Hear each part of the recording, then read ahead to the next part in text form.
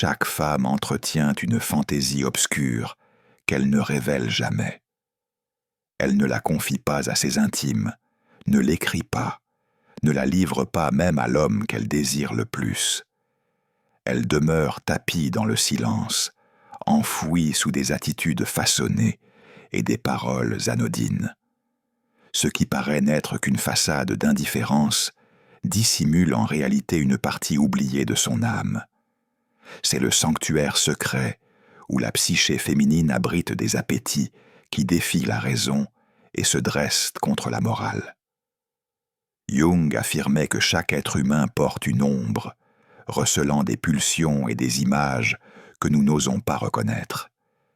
Dans l'inconscient féminin, cette ombre est encore plus dense, car la société parisienne apprend à Élise à sourire quand elle voudrait crier, à être rationnelle quand elle aspire à se perdre, à maintenir sa maîtrise quand tout en elle réclame l'abandon. C'est dans les profondeurs de cet inconscient que ces fantasmes prennent corps. La reddition, l'appétit sans limite, la perte de contrôle, l'exclusivité et le besoin viscéral d'être vu dans sa totalité. Ce qui ne peut être exprimé se mue en secret vibrant, et ce secret nourrit l'intensité du désir. Nietzsche prévenait que là où Marc craint le chaos, Élise trouve le désir. Cette sentence révèle le cœur du paradoxe. Tandis que bien des hommes fuient l'irrationalité, la femme y découvre la source la plus intime de vitalité. Dans le chaos, elle ne perçoit pas seulement la destruction, mais aussi la possibilité de vie, de passion et de don de soi. Plus les barrières extérieures sont rigides, plus puissantes deviennent les forces intérieures qui exigent leur libération. Si l'on comprend ces fantasmes enfouis, on ne regardera plus jamais Élise de la même manière, car derrière son sourire contenu et ses mots mesurés existe une flamme indomptable, attendant le moment d'être révélée. Et ce secret, une fois mis au jour, transforme tout.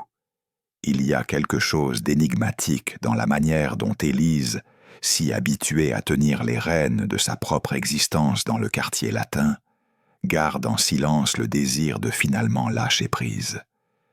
Cette fantaisie ne naît pas de la faiblesse, ni d'un manque d'autonomie, mais d'une impulsion inconsciente qui recherche l'équilibre.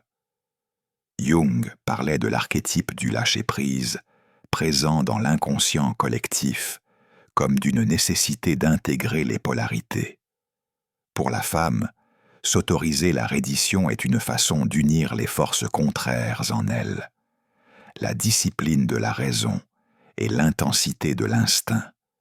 C'est à ce point de tension que sa fantaisie s'épanouit. Le paradoxe réside dans le fait que plus elle se montre indépendante et capable, plus profondément elle désire trouver un espace où elle n'a pas besoin de tout porter seule. La reddition qu'elle imagine n'est pas soumission, mais libération.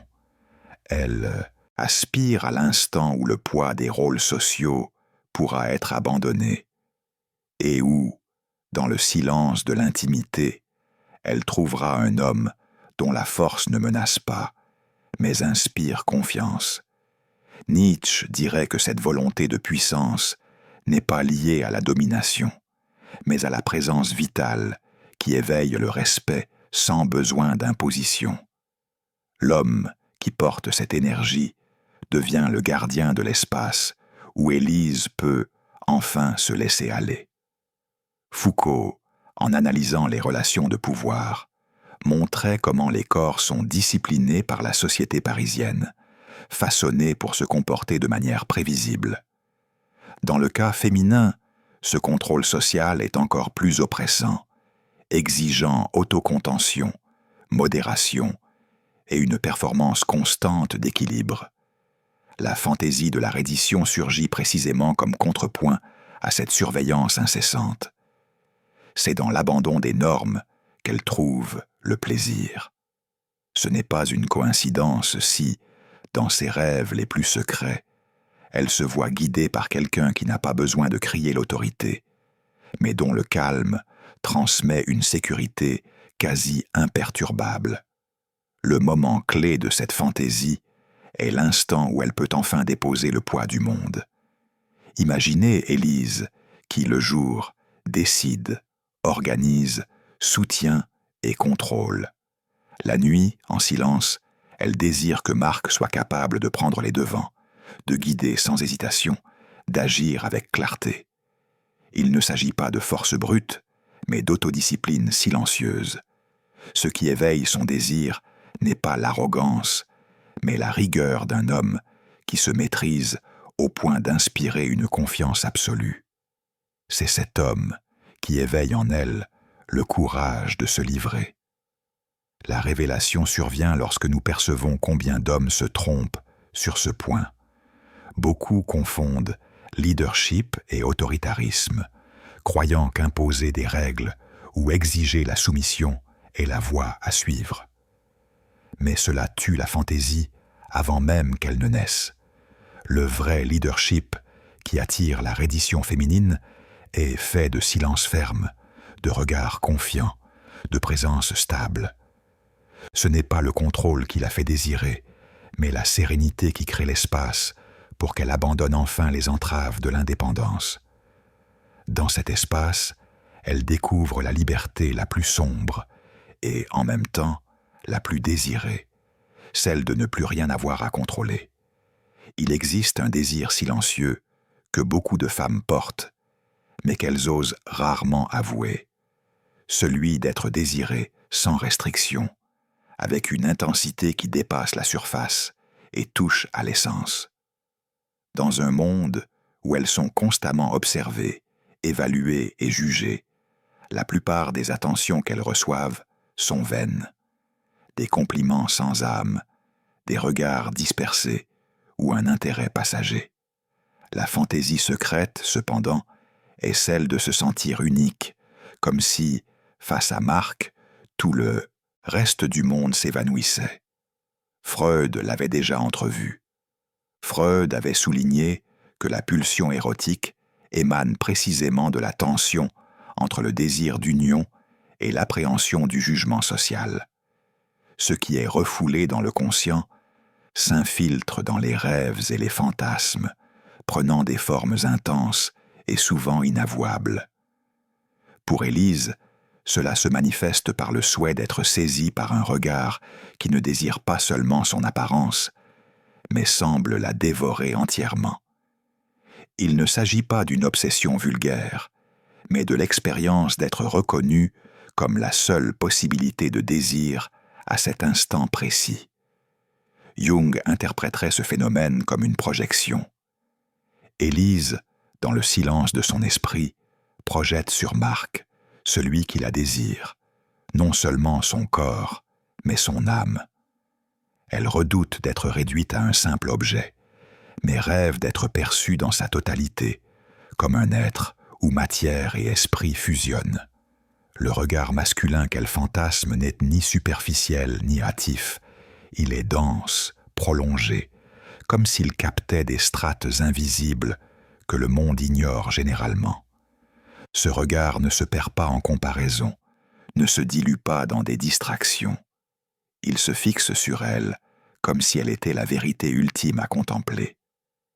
Erich Fromm, en méditant sur le besoin humain de fusion, rappelait que l'amour profond est l'antidote à la solitude existentielle.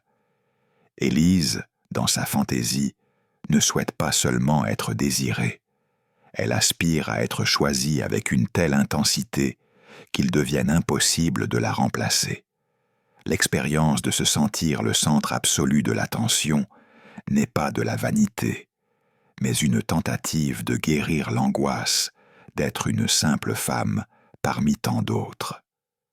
Dans ce désir secret, elle convoite une exclusivité émotionnelle, le sentiment qu'il existe un homme qui la contemple avec une profondeur que les autres n'atteignent pas. Le moment le plus intense de cette fantaisie est lorsqu'elle perçoit qu'il n'y a ni hâte, ni superficialité, ni dispersion. Il n'y a qu'un regard qui demeure, une présence qui ne s'efface pas, une attention qui ne se divise pas. À cet instant, elle se sent véritablement dévorée, non pas au sens d'anéanti, mais de complètement absorbée. Cette sensation d'être consumée par le regard et la présence de Marc se transforme en un extase silencieux, car elle confirme que son existence, avec toutes ses imperfections et singularités, a été choisie et célébrée. L'erreur de nombreux hommes à Paris est de confondre un désir intense avec une marque de faiblesse. Ils pensent que faire preuve d'intensité est un signe de dépendance ou de fragilité. Mais Élise perçoit l'inverse. Le désir profond est le fruit d'une discipline émotionnelle, de clarté et de concentration. C'est justement cette intensité rare, soutenue sans désespoir, qui éveille en elle la fascination et le lâcher-prise. La vie quotidienne exige d'Élise, en tant que femme parisienne, une maîtrise presque absolue d'elle-même. Elle contrôle ses paroles pour ne pas être mal interprétée. Elle contrôle ses émotions pour ne pas paraître fragile. Elle contrôle son apparence pour répondre aux attentes. Elle contrôle sa réputation pour ne pas être jugée dans les salons du quartier latin. Cette routine d'autocontention crée un environnement où tout doit être mesuré et modéré. C'est précisément dans ce scénario que naît l'une des fantaisies les plus intenses, celle de perdre complètement le contrôle, de s'abandonner à l'instant, sans calcul, sans masque, sans peur. Schopenhauer affirmait que la volonté est aveugle, une force irrationnelle qui mène la vie au-delà de la raison. Chez Élise, cette force se manifeste comme le désir secret d'être traversée par l'irrationalité, de vivre un moment où la logique s'écroule et où la vitalité s'exprime sans retenue. Sa fantaisie n'est pas liée à la faiblesse, mais à la possibilité de se libérer de la tyrannie de la raison que la société lui impose quotidiennement.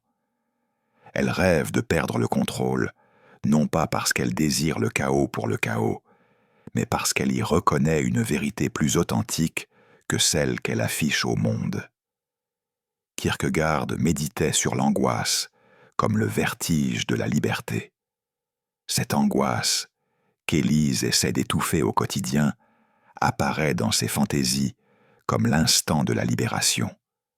Lorsqu'elle s'imagine criant sans censure, pleurant sans honte, riant sans mesure ou s'abandonnant à l'extase sans pudeur, elle rêve de la dissolution des barrières qui la maintiennent contenue. Le contrôle, dans ce cas, est une prison. La perte de contrôle est le vertige qui apporte la vie. Jung ajouterait que ce plongeon dans le désordre est aussi une rencontre avec l'ombre. Tout ce qu'elle réprime pendant la journée, le désir d'intensité, la colère contenue, la vulnérabilité cachée, revient la nuit sous forme de fantaisie où elle peut enfin être démesurée. Marc, l'homme qui éveille cette dimension, n'est pas celui qui la juge ou qui tente de la dompter, mais celui qui supporte le poids de sa tempête. C'est celui qui reste ferme face à son chaos, non pas pour la contrôler, mais pour accueillir la fureur et la passion qui émergent sans préavis. Le moment le plus intense de cette fantaisie est lorsqu'elle perçoit qu'elle peut être totalement désordonnée et ne sera pourtant pas abandonnée. C'est l'instant où sa voix s'élève sans réfléchir, où son corps répond avant son esprit, où ses émotions débordent sans filtre. Au lieu d'être réprimandée, elle trouve dans les yeux de Marc le permis silencieux de continuer. Ce regard qui l'accueille dans sa part sauvage se transforme en l'encre de sa confiance. Et c'est précisément cette sécurité qui rend possible la perte de contrôle.